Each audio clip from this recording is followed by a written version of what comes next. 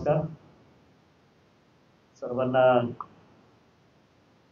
आपल्या हिंदू नववर्षाच्या मनापासून शुभेच्छा व्यक्त करतो. आणि आज आपल्या सर्वांशी संवाद साधत असताना खूप आनंद होतोय, कारण 2014 ते 19 मी हडपसर विधानसभेचा आमदार म्हणून विधिमंडळामध्ये काम केलं. दरम्यानच्या 19च्या निवडणुकीत थोडा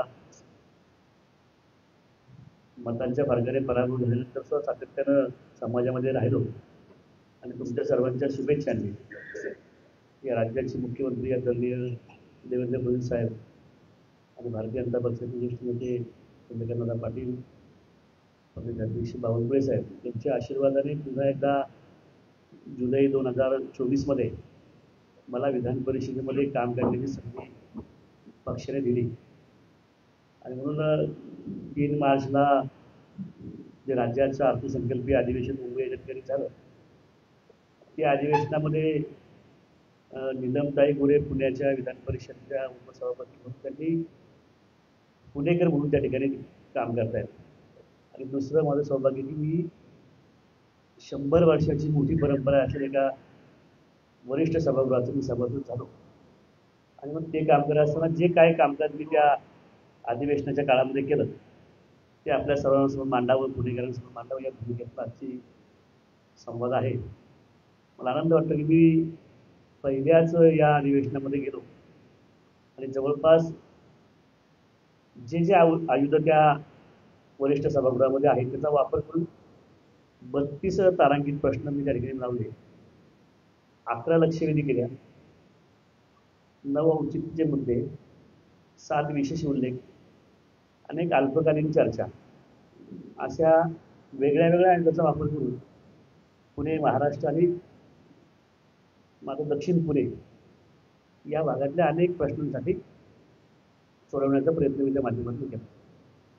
साधारणतः या अर्थसंकल्पामध्ये आपण सर्वांनी पाहिलं असेल की बजेट सादर झालं आणि त्या बजेटवरती सुद्धा खूप चांगली चर्चा मी सभागृहामध्ये केली. विशेषतः छत्रपती संभाजी महाराजांचं जे स्मारक आपल्या संगमेश्वरामध्ये त्या ठिकाणी होत आहे ते स्मारक सगळ्या शंभूप्रेमींसाठी एक प्रेरणादायी स्मारक होणार आहे. आणि त्याच धर्तीवरती मी अर्थसंकल्पीय भाषणामध्ये सांगितलं, विनंती केली सरकारला की ज्या धर्मवीर गडावरती 29 दिवस छत्रपती संभू महाराज राहिले ते 29 दिवस आम्हा सर्वांसाठी अतिशय प्रेरणादायी आहे आणि त्या धर्मवीर गडाला सुद्धा आपण राष्ट्रीय स्मारक करावं ही भूमिका सभागृहाने मांडली. त्यानंतर आपण सगळेजण जाणतो की संविधानाला 75 वर्ष पूर्ण होत आहे आणि राज्याचे मुख्यमंत्री देवेंद्रजी फडणवीस साहेब असतील, उपमुख्यमंत्री एकनाथ शिंदे साहेब आणि उपमुख्यमंत्री अजितदादा पवार साहेब यांनी 2 दिवस या बजेटमध्ये संविधानावरती चर्चा करण्यासाठी संधी आम्हा सर्वांना दिली. ज्या महामानव डॉक्टर बाबासाहेब आंबेडकरांनी या देशाला सक्षम आणि प्रबळ अशी लोकशाही दिली, 2 वर्ष 11 महिने 18 दिवस संविधान तयार करण्यासाठी त्यांनी खर्च केले. त्या पवित्र संविधानासंदर्भामध्ये आपलं मत व्यक्त करण्यासाठी ते सौभाग्य सुद्धा मला या अधिवेशनामध्ये मिळालं आणि संविधानाच्या विषयावर चर्चा करण्यासाठी सुद्धा मी यासाठी प्रयत्न केला. त्यानंतर माथाडी कायदा अंग मेहनत करणाऱ्या आमच्या कामगारांसाठी राज्याने आणला की जो खऱ्या अर्थाने माथाडी आहे, जो अंग मेहनत करतो, त्या विषयात सुद्धा त्या बिलावर चर्चा करण्याची संधी सुद्धा मला मिळाली.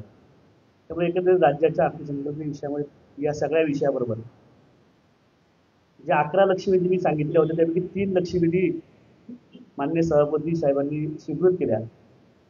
त्यामध्ये सगळ्यात महत्त्वाची जर आपण सगळेकर पुणेकर म्हणून ज्या योजनेकडे अतिशय वाट पाहतो की बाबा समान पाणी पुरवठा या शहराला केव्हा सुरू होईल. तत्कालीन मुख्यमंत्री आदरणीय देवेंद्र फडणवीस साहेबांनी 2018 साली 24/7 योजना आणली. 85 टाक्या वेगळ्या वेगळ्या क्षेत्रामध्ये ठिकाणी करण्याचे उपाययोजना केल्या, परंतु दुर्दैवानं 6-7 वर्ष होऊन सुद्धा ही योजना पूर्ण झाली नाही.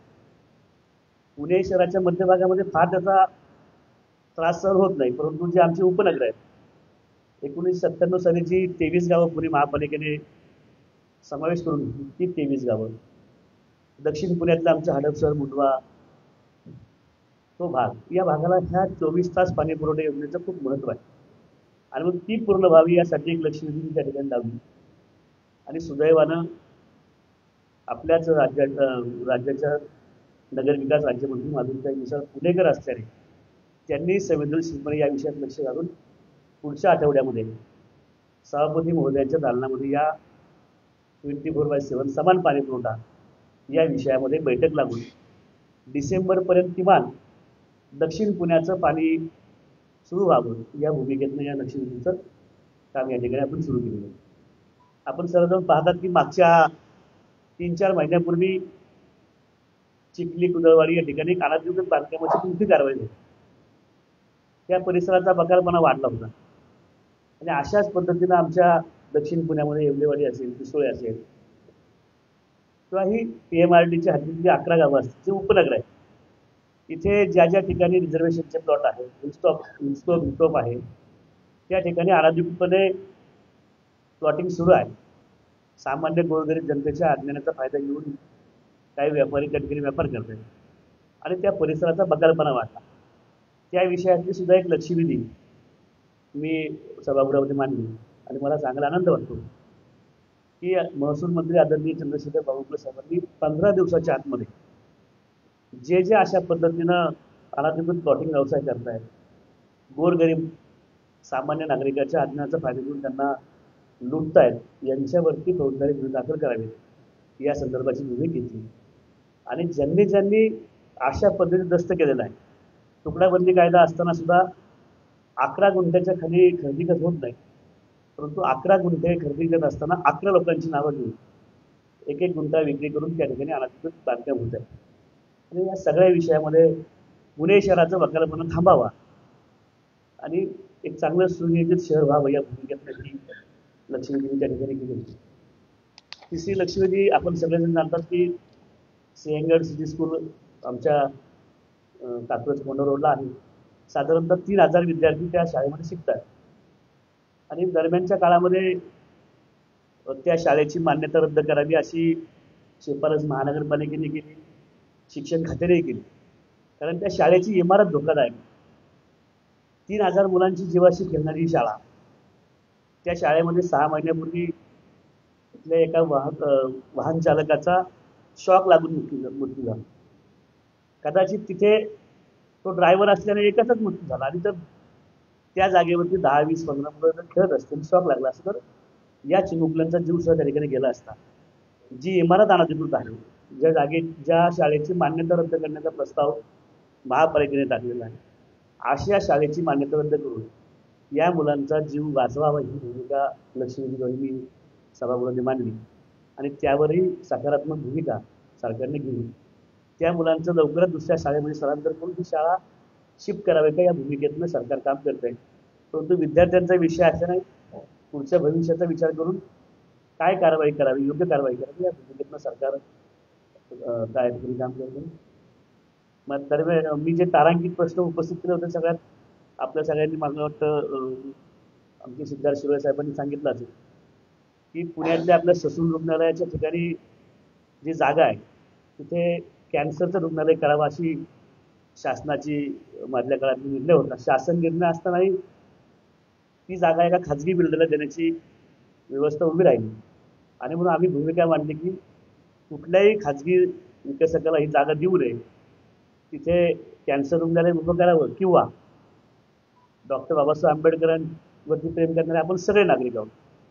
काही मंडळींची तुम्हा सर्वांची मागणी तर तिथे स्मारक उभं करायचं असेल, एक तर कॅन्सर रुग्णालय उभं करून त्याला डॉक्टर बाबासाहेब आंबेडकर नाव द्यावं किंवा भीमप्रेमींची जी इच्छा आहे तिथे स्मारक करावं. परंतु खाजगी बिल्डरला जागा न देता बाबासाहेबांचं भव्य स्मारक किंवा कॅन्सर रुग्णालय करावं ही भूमिका सभागृहामध्ये तारांकित प्रश्नोत्तराची मांडली आणि त्याचा एक चांगला इफेक्ट सरकारच्या माध्यमातून होतो.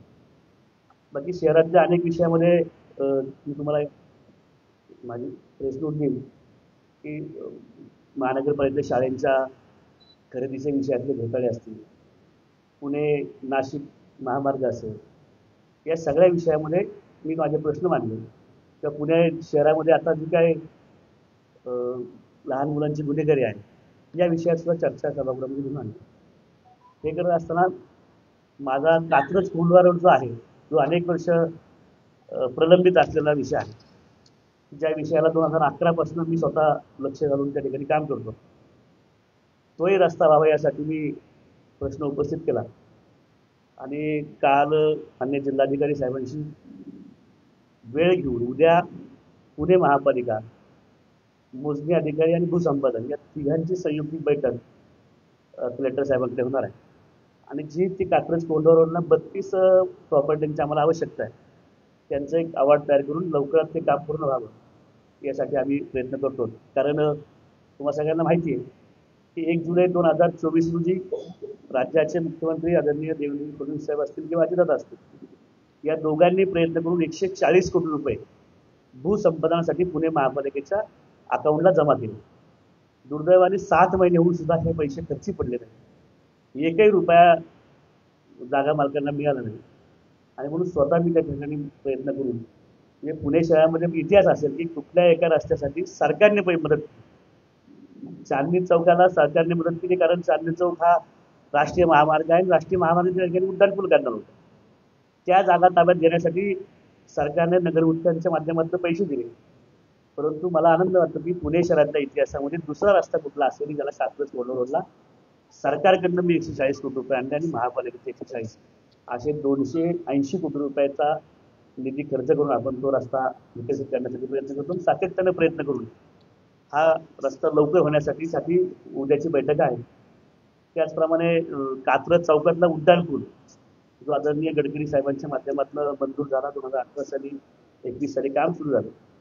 थोडंसं संत गतीने झाले, जागा ताब्यात नसल्याने, त्याची आम्ही एक बैठक लावून सभागृहामध्ये त्याही विषयाची चर्चा केल्यानंतर डिसेंबरपर्यंत कात्रज चौकातला उड्डाणपूल आम्ही नागरिकांसाठी खुला करणार आहोत. त्याचप्रमाणे माझ्या येवलेवाडी परिसरामध्ये कुष्ठरोगची वसाहत आहे. 40 वर्षापासून ती वसाहत तिथे आहे. आणि आपण सगळेजण जाणतो की बंडरवाला नावाचं एक रुग्णालय जे कुष्ठरोग्यांचं राज्यातलं मोठं रुग्णालय आमच्या भागामध्ये आहे. आता कुष्ठरोगांचं प्रमाण संपलेलं आहे, परंतु वसाहत मोठी आहे, 40 वर्षापासून राहते आणि फॉरेस्टच्या जागेमध्ये. सातत्यानं आदरणीय मोदी साहेब भूमिका मांडतात की या देशातला एकही नागरिक विना घराशिवाय राहणार नाही. त्यामुळे तो प्रयत्न करत असताना फॉरेस्टची जागासुद्धा या गोरगरीब जनतेला मिळावी, हा एक विशेष उल्लेख मी सभागृहामध्ये केला. आणि त्या गोरगरीब जनतेच्या भावना सरकारपर्यंत पोहोचवल्या. आणि त्या विषयासुद्धा लवकर बैठक लागून माझ्या कुष्ठरोगी बांधवांसाठी जो विषय महत्त्वाचा आहे, स्वतः स्वप्नातलं घर मिळावं या भूमिकेतनं ते मी त्या ठिकाणी प्रश्न उपस्थित केला. माझ्या रामटेकडी या ठिकाणी एक झोपडपट्टी वसाहत मोठी आहे. 14 वर्ष SRAची स्कीम चालू आहे, त्याच्यामध्ये खूप अनियमितता आहे. आणि त्या विषयात सुद्धा एक औचित्याचा मुद्दा करून मी त्या रामटेकडी येथे माझ्या झोपडपट्टी वासियांसाठी लवकरात लवकर ती SRAची स्कीम पूर्ण व्हावी, अन्य किंवा विकसक बदली करून दुसऱ्या विकसकाला ती संधी द्यावी अशी भूमिका मांडल्याने त्याची एक बैठक लागून त्या संदर्भातला एक निर्णय होणार आहे. मी एक तुम्हाला मागे सांगितलं की पुणे महापालिकेच्या शालेय साहित्य खरेदीमध्ये काही प्रमाणामध्ये निमित्त झाले, त्याचाही विषय महापालिकेच्या संदर्भातला हाऊसमध्ये घेतल्यानंतर त्या संदर्भात माननीय आयुक्तांनी एक चांगली कारवाई करण्याचा निर्णय घेतलेला आहे. तो एक विषय पण केलेला आहे. आपल्या सगळ्यांना माहिती की संत शिरोमणी सावता महाराजांची समाधी आमच्या आरण तालुका महाडा जिल्हा सोलापूर या ठिकाणी आहे. आपल्या राज्यातली सगळ्यात पहिली संजीवनी समाधी 730 वर्षापूर्वी संत शिरोमणी सावता महाराजांनी घेतली. आणि ती समाधी घेत असताना संत ज्ञानेश्वर महाराज, संत नामदेव महाराज उपस्थित होते. आणि मग पहिली संजीवनी समाधी की जिला खूप धार्मिक मान्यता आहे, त्या तीर्थक्षेत्र आरणला माननीय देवेंद्रजींनी मागच्या काळामध्ये दर्जा द्यावा ही भूमिका मांडली होती आणि 100 कोटी रुपयाचा निधी मिळावा या विषयातली सुद्धा मी विशेष उल्लेख केल्याने देवेंद्रजींच्या माध्यमातून दर्जासाठी प्रस्ताव सुरू झालेला आहे. आणि 100 कोटी रुपये आरण तीर्थक्षेत्र जे संत शिरोमणींचं गाव आहे त्याला मिळालेलं. त्यामुळे तो एक विषय मी सभागृहाच्या माध्यमातून केला. असे अनेक विषय की जे माझ्या भागामध्ये नागरीकरण मोठ्या प्रमाणामध्ये झाले. म्हणजे आपण पाहता की पुण्यामध्ये काम करत असताना वाडे पडतात आणि तिथेच इमारत उभी राहते. पण आमच्या उपनगरांमध्ये शेकडो एकरावरती मोठे मोठे इमारत उभं राहतात. मग अशा वेळेस आमच्या विजेचा तुटवडा मोठ्या प्रमाणामध्ये होतो. आणि म्हणून कोंढवा तो परिसर असेल त्याला 3 विभागामध्ये कार्यालय करावी अशी एक भूमिका मांडली आणि मला आनंद वाटतो की तिन्ही विभागाचे कार्यालय ऊर्जामंत्री आणि मुख्यमंत्री आदरणीय देवेंद्रजींनी मान्य करून दिले आणि कोंढवा त्या परिसरात 3 उपकेंद्र या विद्युत व्यवस्थेच्या माध्यमातून मिळणार. अशी छोटी मोठी आणि राज्याच्या धोरणात्मक विषयामध्ये मी त्या ठिकाणी काम केलेलं आहे. पुण्याचं तुम्ही सगळेजण बघता की आता पुणे 520 किलोमीटरचं वाढलेलं आहे. 97 साली पुणे ज्यावेळेस 23 गावं घेतली त्यावेळेस 237 किलोमीटरचं होतं आणि आज दुपटीने ते वाढलेले. मग अशा वेळेस पुणेकरांच्या पण भावना वाढलेल्या आहेत. जे नवीन गावं समावेश झाले त्यांनाही विकासाच्या दृष्टीने लवकर कामं व्हायची अपेक्षा वाढलेल्या आहे. मग अशा वेळेस पुढच्या काळामध्ये नवीन पुणे महापालिका व्हावी का या भूमिकेतनं आम्ही प्रयत्न करणार आहोत. राज्याचे मुख्यमंत्री, जिल्ह्याचे पालकमंत्री आणि ज्येष्ठ नेते चंद्रकांतदादा पाटील यांच्याशी संवाद साधून आम्ही एक नकाशा तयार केलेला आहे आणि कशा पद्धतीनं पुढच्या काळामध्ये वाढणार. आज पुण्याची लोकसंख्या पुढच्या 10 वर्षांनी किती, 20 वर्षांनी किती याचं सगळं आम्ही अभ्यास करून पुण्याची नवीन महापालिका व्हावी का या भूमिकेतनं सुद्धा आपण त्या ठिकाणी प्रयत्न करणार आहोत. पुढच्या अधिवेशनामध्ये त्या विषयात मी वरिष्ठांशी बोलून आग्रहाची भूमिका घेणार आहे की आम्ही पूर्व पुण्याची मंडळींनी या विषयामध्ये लक्ष घालून नवीन पुणे महापालिका करावी का आणि त्याला तुम्ही सहकार्य करावं अशी भूमिका मांडणार आहोत. त्याचप्रमाणे कात्रज चौकामध्ये जो उड्डाणपूल करतो त्या उड्डाणपुलाला छत्रपती धर्मवीर शाहू महाराजांचं नाव द्यावं आणि मांजरीमध्ये मी एक दुसरा उड्डाणपूल केला त्यालाही छत्रपती संभाजी महाराजांचं नाव द्यावं हा सुद्धा विशेष उल्लेख आणि कॅबिनेटमध्ये येऊन या दोन्ही पुलांना छत्रपती संभाजी महाराज नाव द्यावं असं एक प्रस्ताव मी त्या ठिकाणी केलेला आहे. त्यामुळे एकंदरीत सगळ्या समावेशक कामं करण्याचा प्रयत्न विधान परिषदेचे सदस्य म्हणून या ठिकाणी करण्याचा प्रयत्न केलेला आहे. अजूनही काही सूचना असतील काही ते पुढच्या अधिवेशनामध्ये आपण करूया. मधल्या काळामध्ये 6-7 वर्षाचा गॅप असल्यामुळे थोडा अधिवेशनातला 2 डिसेंबरला अधिवेशन झालं तिथे मी जाऊ शकलो नाही. परंतु विधान परिषदेचा आमदार म्हणून पहिलीच अधिवेशन असताना पुणेकरांच्या विषयात महत्त्वाचे जे विषय ते लावण्याचा प्रयत्न मी माझ्या माध्यमातून केलेला आहे. असं सहकार्य शुभेच्छा आशीर्वाद आपण सगळ्यांनी असू द्याव्यात एवढीच आजच्या निमित्ताने विनंती करतो आणि काही प्रश्न असेल तर आपण विचारलं तर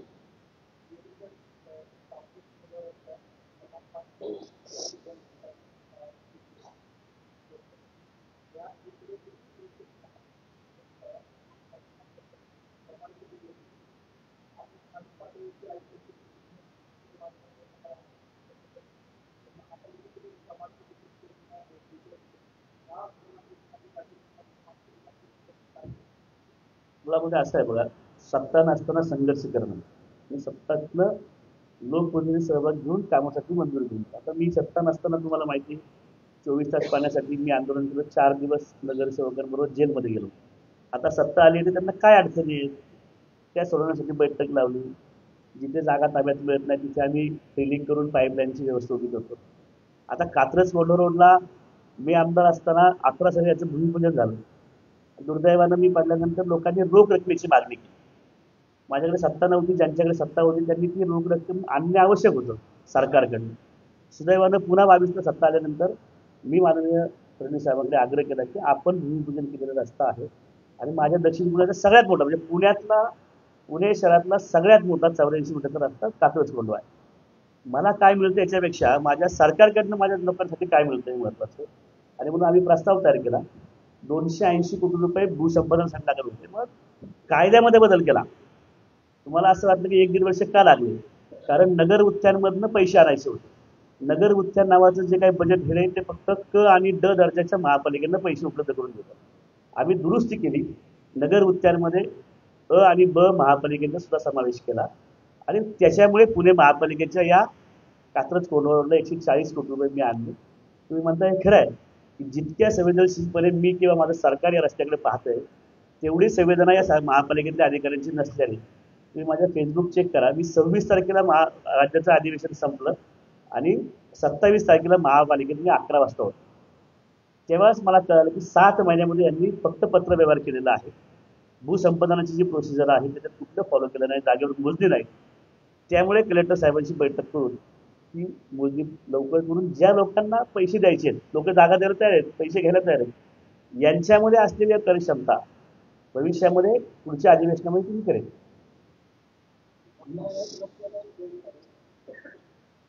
हा,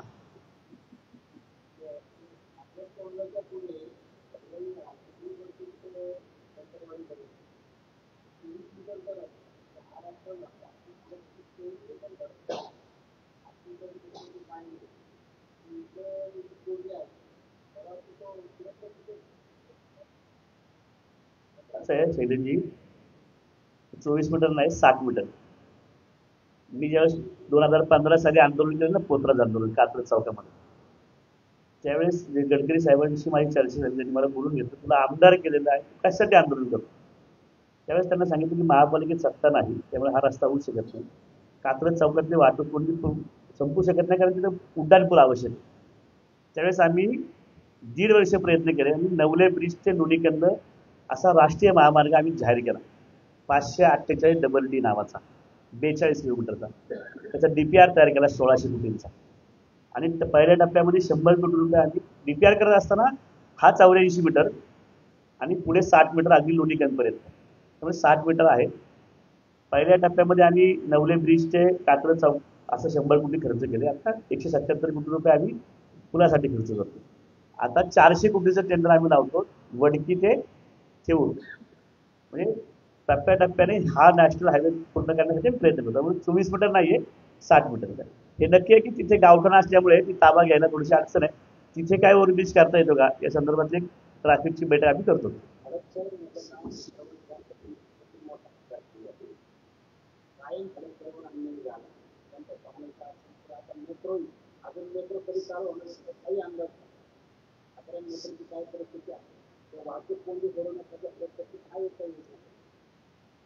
मग आता तुम्ही पाहिलं असेल की या महिन्याभरामध्ये जेवढे मोठे रस्ते ते सगळे त्यांचे पूर्ण आपण अतिक्रमणचे काढून घेतलेले. त्यामुळे सोलापूर रोडची बऱ्यापैकी ट्रॅफिकची व्यवस्था किंवा तुमचे मध्य काळात आम्ही जे BRTचे पण सगळे स्टँड काढून घेतो. त्यामुळे तिथे आता थोडी फार राहिलेली नाही. कात्रज कोंढा रोड डेव्हलप करतो, वेगळे वेगळे नवीन पर्याय उपलब्ध करतो. जो मेट्रोचा विषय तुम्हाला सगळ्यांना माहिती की बजेटमध्ये 9,000 कोटी रुपये खडकवासला, स्वारगेट, हडपसर, खराडी अशा 17 किलोमीटरच्या मार्गिकेला मंजुरी मिळाली. आता सरकारकडून ती मान्यता झाली आहे, बजेट हेला ओपन झाले. आता ते केंद्राकडे त्याची मान्यता होऊन स्थानिक स्वराज्य संस्थेचा किती निधी, अशातनं ते वर्षभरामध्ये त्याचं काम सुरू होण्याची आम्ही शक्यता आहे. पण लवकरात लवकर स्वारगेट ते हडपसर ही तरी लवकर सुरू होईल. दुसरे आम्ही कात्रज ते स्वारगेट करतो. आम्ही मागणी केली की कात्रज ते हातिमानगर असं एक नवीन मार्ग केला, त्यालाही मान्यता मिळते. नवीन मान्यता आम्ही मिळवून घेतली की जी आत्ता PMRDA करते, हिंजवडी ते शिवाजीनगर, त्याचा विस्तृत मार्ग शिवाजीनगर ते येवलेवाडी हा DPDC मध्ये आम्ही मान्य करून घेतला. आता DPDC मध्ये सगळ्यांना सरकारकडनं मान्य करतो, त्याचाही मान्यता मिळते. त्यामुळे हे खरं आहे की शेवटी पुणेकरांच्या 52 साली सुरू झालेली महापालिका हडपसरकरांवरती काय मान्य करत आलेलीच आहे. पण सातत्यानं आम्ही प्रयत्न करून यातनं मार्ग काढण्याचा प्रयत्न करतो. नाही, ही आता खडकवासला ते खराडी आहे. लोणी काळवद, सासवड ही पुढच्या टप्प्यामध्ये आहे. पण या मार्गिकेला मान्यता मिळाली, याला बजेटही मिळालेलं आहे.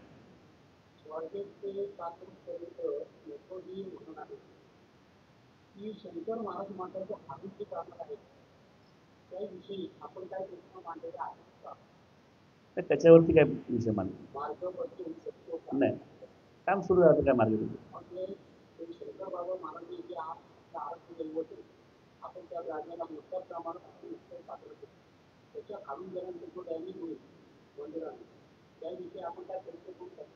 मी त्याच्याशी तुम्ही सांगितलं त्या पद्धतीने चर्चा करेन, बैठक लावेल की जर शेवटी आता इतकं मोठं काम करतंय महामेट्रो, डिझाईन करत असताना त्यांनी त्याचा विचार केलाच असेल ना, तर त्या तुम्ही सांगितलं त्याची बैठक करेल.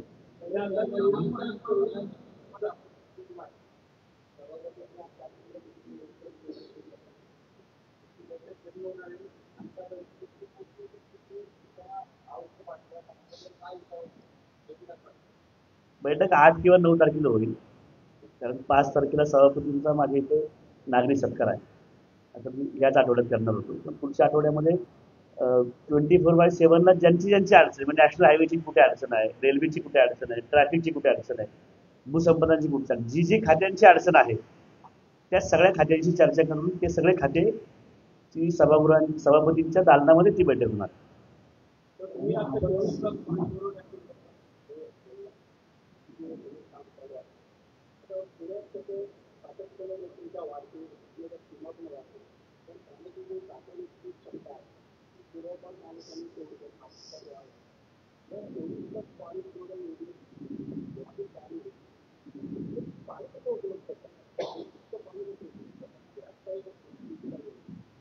बघा आता पुण्याला 21 टीएमसीची गरज आहे. प्रत्यक्षामध्ये आपण 17-18 टीएमसी पाणी घेतो. आपण प्रयत्न करतो की जो आता जॅकवेलचा प्रकल्प आहे तो चालू केल्याने 6 टीएमसी पाणी आपल्याला वाढेल. किंवा दादांनी आता मधल्या काळामध्ये जो आता JBS आजार आला ना आपल्याकडे, त्यावेळेस नवीन पंपिंग स्टेशन ह्या गावांसाठी करण्यासाठी 500 कोटी रुपये देतो म्हणून, तर त्याचंही आता बजेटमध्ये आपण समावेश करतो. तर तिथे एक नवीन पंपिंग स्टेशन आणि आपण आग्राची भूमिकेत मागतो की पुणेकरांचा आता तुम्ही 23 गावं पुण्यात महापालिकेत घेतली ती PMRDकडे होती. त्यामुळे त्यांची पाण्याची जी काही मागणी आहे तर तुम्ही आता 21 टीएमसीचा करार महापालिकेने करावा, जेणेकरून 21 टीएमसी पाणी जर पुणे महापालिकेला मिळालं तर ही 24/7च्या ज्या टाक्या आपण बांधतो, storage, rising line, distribution line, या सगळ्या लाईन पूर्ण होऊन या समान पाणी पुरवठ्याचं काम करणार आहोत. सोर्स वाढवतो आपण की पाणी येण्याचा, शेवटी तुम्ही म्हणता ते खरं आहे. जर 21 टीएमसी पाणी मिळालं नाही तर पुणेकरांना पाणी टाक्या बांधून सुद्धा आपला उपयोग होणार नाही. म्हणून पाणी वाढवण्यासाठी आपण प्रयत्न करतो.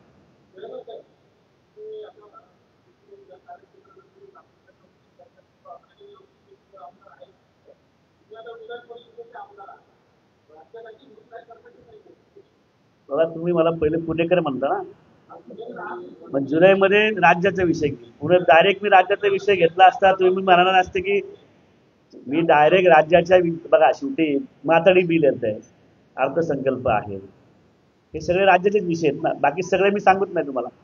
पण एखाद्या राज्याचा धोरणात्मक विषय करायचा. मी एक विषय मांडला की जो मी रोज अनुभवतो की लँड ॲक्विजिशन मध्ये आपण 2013 साली सेंट्रल गव्हर्नमेंटने नारा नावाचा कायदा आणला. त्याच्यामध्ये काय आहे की तुम्ही कंपल्सरी भूसंपादन करायचं. पण एका बाजूला काय होतं, आता मी 19 एकर जागा तडजोडीने कात्रज कोल्हापूरसाठी दिली. तुम्ही समजा जागा मालक आहात, मी तुम्हाला रिक्वेस्ट केली लोकप्रतिनिधी, मी त्यांना तुम्ही जागा दिली मला 10 गुंठे TDR घ्यायला किंवा FSI, किंवा तुम्ही म्हणले की तडजोडीने किती पैसे, तडजोडीने किती देतो आपण 80% पैसे, त्याचे दुप्पट. समजा 1 कोटी मिळणार असेल तर 1,60 मिळतात, त्यातले 35% तुमचा TDS कट होतो, म्हणजे 1 कोटी 10 लाख मिळतात. आणि कंपल्सरीमध्ये तुम्ही गेल्यानंतर तुम्हाला 2 कोटी रुपये मिळतात. तडजोडीने देणाऱ्या माणसाची 90 लाख रुपयाचं नुकसान होतं. तो आपल्या महापालिकेला किंवा तिथल्या व्यवस्थेला मदत करतो. म्हणून मी सभागृहात प्रश्न मांडला की तुम्ही जो माणूस कोर्टामध्ये जातो, एखाद्या प्रकल्पाला विरोध करतो, यंत्रणेला वेठीस धरतो आणि त्याला आपण कंपल्सरी ऍक्टिव्हिशन करतो आणि त्याला अवॉर्ड करून त्याला TDS न कट करता त्याला आपण रक्कम देतो. मग जो तडजोडून देतो त्यालाही तुम्ही तेवढीच निधी द्या, तेवढाच त्याला मोबदला द्या. तर असे सगळे राज्यातले धोरणात्मक विषय आहेत ते करतोच आहेत ना. पण एक पुणेकर म्हणून किंवा ज्या नागरिकांना बरोबर 30 वर्षे मी नगरसेवक आणि ग्रामपंचायत सदस्य म्हणून मी काम केलं, सगळ्यात पहिली प्रायोरिटी मला त्यांची आहे, पुणेकरांच्या पाण्याची आहे, कात्रज कोल्हापूरवाल्यांची आहे, माझ्या अंतुरेनगरच्या कृष्णनगर वसाहतींची, माझ्या झोपडपट्टीतल्या नागरिकांची. ती नाही मांडली आणि राज्यातल्या एखाद्या विशिष्ट विषयात मी सभागृहात मी खूप चांगलं भाषण करतो, त्याच्यापेक्षा सामान्यांचे प्रश्न कसे सुटतील या विषयात माझं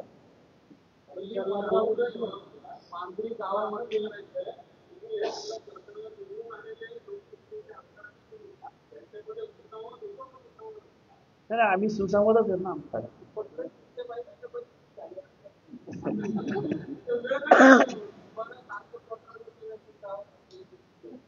आता गेलो का?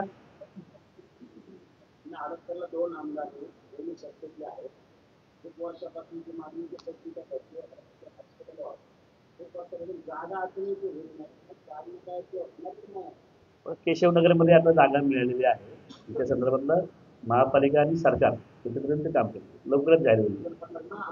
चौकात पण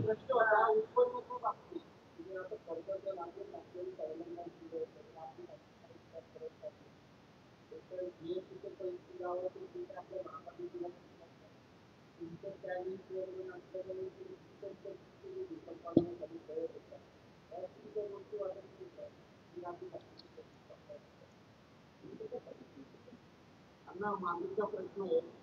गेले 15 वर्ष आपण आमदार असताना सुद्धा मागणीचा उड्डाणपुलाचा प्रश्न अजून पाणी टाकत नाही. हा मार्गमत आहे आणि पाण्याचा प्रश्न खूपच दिवस आहे. तुम्ही मांजरीवर जाता का? तुम्ही मांजरी जाता राहायला कुठे? मांजरीमध्ये आता मी आमदार असताना 32 कोटीची मुख्यमंत्री पेयजल योजना पूर्ण केली. ती आता कार्यान्वित झालेली. आता ती हस्तांतरित होईल महापालिकेकडे. आमचं पंपिंग स्टेशन वेगळं आहे, टाक्या वेगळ्या आहेत. त्यामुळे असं नाही आहे मांजरीला आता पाणी आपण दिलं. हे खरं आहे की ज्यावेळेस ती सुरू केली 11ला ते आणले आम्ही, 11ला तो प्रोजेक्ट आला, त्यावेळेची लोकसंख्या 25ची लोकसंख्या. किंवा कात्रज कॉर्नर रोडला 18 साली टेंडर लागले, आत्ताची खर्चाची मर्यादा. त्यामुळे 11 साली मांजरीची लोकसंख्या 40,000 होती, आता 25 साली 1.5 लाख. त्यामुळे पाणी कमी होतं. पण असं नाही आहे, पाणी आम्ही सुरू केलंय 30 वर्षानंतर. दुसरा मांजरीचा उड्डाणपूल अनेकांनी नारळ फोडले पण झालं नाही. आम्ही तो करून घेतला, मागच्या 2 वर्षापर्यंत सुरू पण झालाय आणि त्यालाच नाव आपण देतो छत्रपती धर्मवीर संभाजी महाराज उड्डाणपूल. त्यामुळे त्या रेल्वेचा प्रश्न इथं मांजरीकरांना विचार तो प्रवास सुटलाय. म्हणजे सय्यदनगरला सुद्धा 40 वर्षानंतर 3 अंडरपास मी केले. तिथे तुम्ही जाऊन आता थांबा की 1 मिनिट सुद्धा गाडी थांबत नाही.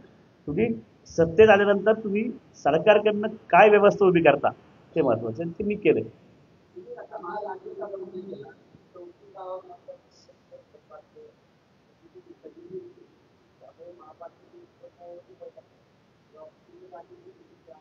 तुम्ही मला सभागृहात सांगितलं होतं टॅक्सला स्थगित त्यामुळे तुम्ही मला बाहेर भेटले फोर्समध्ये की म्हणले की अण्णा 34 गावातले लोक वैतागलेले आहेत, त्यावेळेस त्याच्यामुळे तो प्रश्न केल्यामुळे त्याला स्थगिती मिळाली.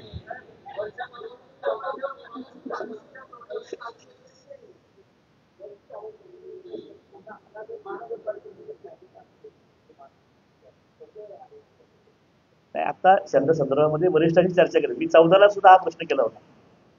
मी 14ला सुद्धा मागणी केली होती. कारण महापालिकेत कदाचित मी 12 साली नगरसेवक असताना मी भाषण केलं होतं. किती पत्रकारांनी ऐकलं मला माहित नाही. की त्यावेळेस मी सांगितलं की की पुण्या हे राजाला 2 बायका आहेत, एक आवडती बायको, एक नावडती बायको. आणि त्या नावडती 92 सालीत 52 सालीत नावडती बायकोच्या पुटी जन्म घेतलेला आमच्या आडपसर मोंडवा ती लेकरं आम्ही सगळे. त्याच्यामुळे ते 52 सालापासून आमच्यावरती तो अन्याय. ते मी तेव्हापासून सांगितलंय 12 साली मी भाषण केलं. त्यामुळे नवीन महापालिका यासाठी आम्ही मागतो की आता क्षेत्र वाढलेलं आहे, यंत्रणेवरती ताण येतो. आणि शेवटी तुम्ही बघा महापालिकेचं उत्पन्न स्रोत काय? टॅक्स आहे ना, आणि डेव्हलपमेंट चार्ज. डेव्हलपमेंट कुठे चालू आहे? उपनगरांमध्ये आहे ना. मग जेवढा पैसा आम्ही महापालिकेत जमा करतो डेव्हलपमेंटच्या माध्यमातून, तेवढा विकास निधी आम्हाला मिळतो का? म्हणून ही आमची भूमिका आहे की आम्ही वरिष्ठांशी बोलून योग्य असेल तर आम्ही पुढे घेऊ.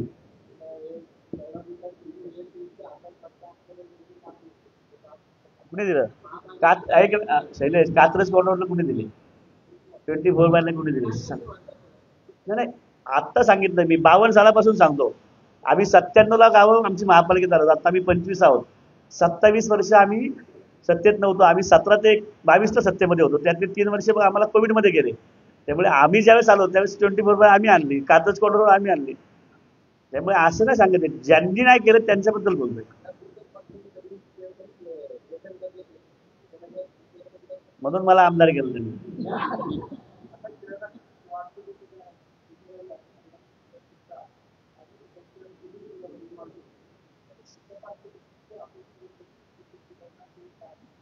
नाही, ही जी लक्षवेधी लावली होती ना अनधिकृत प्लॉटिंग, त्या संदर्भात तिथे मी तेच बोललो की बकालपणा वाढल्याने जे काय शेड्स उभे राहतात तिथे काम करायचं. तर पोपदेव घाटामध्ये एका तरुणीवरती बलात्कार झाला.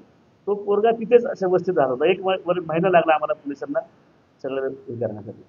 परंतु हे खरं आहे की आता पुणे शहरामध्ये अल्पवयीन मुलांना अशा ड्रग्ज वगैरेच्या ह्याच्यामध्ये लावायचं, त्यांच्याकडनं गुन्हे करून घ्यायचे. परंतु एक नक्की आहे की देवेंद्रजींच्या नेतृत्वामध्ये कुठल्याही गुन्हेगाराला, म्हणजे तुम्ही पाहिलं असेल अगदी कुठल्याही किती जागीरदाराचा मुलगा असेल, त्यांनी काही चूक केली असेल, त्याला शासन झालेलं. गुन्हेगार तर त्यासाठी आम्ही उपाययोजना करण्याचा प्रयत्न करतो. पण कुठल्याही गुन्हेगाराला आम्ही सोडलेलं नाही, प्रयत्न करतो. बघा मधल्या काळामध्ये पोलीस स्टेशन वाढवावेत यासाठी किती वर्ष प्रयत्न झाला. कारण पोलीस खातं असं की सरकारला काहीच निधी उपलब्ध करून देत नाही. पण देवेंद्रजींनी 5 नवीन पोलीस स्टेशन पुणे शहरामध्ये वाढवले. शेवटी तुम्ही पोलीस स्टेशन वाढवल्याने त्यांच्याकडे जो पूर्वी आमचा हडपसर आहे, माझ्या हडपसरचे 3 भाग झाले, पण एका पोलीस स्टेशनला 3 भाग किती मोठा होता. आता 3 PI, 3 यंत्रणा, क्राईम PI सगळे. त्यामुळे आम्हालाही आता त्या गुन्हेगारांवरती आळा आणण्यासाठी ती यंत्रणा उभी राहते. त्याच्यावर हळूहळू प्रयत्न करतो, पण नक्की तुम्ही बघाल की पुढच्या काळामध्ये आता सीसीटीव्हीचा विषय येतो. अनेक अनेक चौकामध्ये आपण सीसीटीव्ही लावण्यासाठी सरकार पैसे देतं. मी स्वतः कोंडव्यात माझं नवीन पोलीस स्टेशन करतोय, नांदेडला करतो, चंदननगरला करतो. त्यामुळे नवीन पोलीस स्टेशनच्या माध्यमातून छोटे भागांमध्ये जास्त सुविधा उपलब्ध करून दिली पोलीस यंत्रणा, त्यातनं गुन्हेगारी कमी करण्याचा प्रयत्न करतो.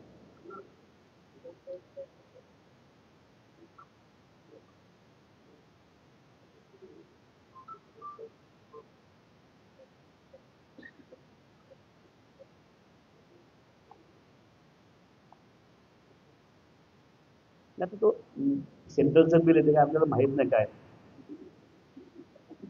त्यांना गुन्हेगारीच्या विषयावर 15 दिवशी हडप करण्यात त्याचा जिल्ह्यावर निवासा उडाला तरी तरी पण नाही आले.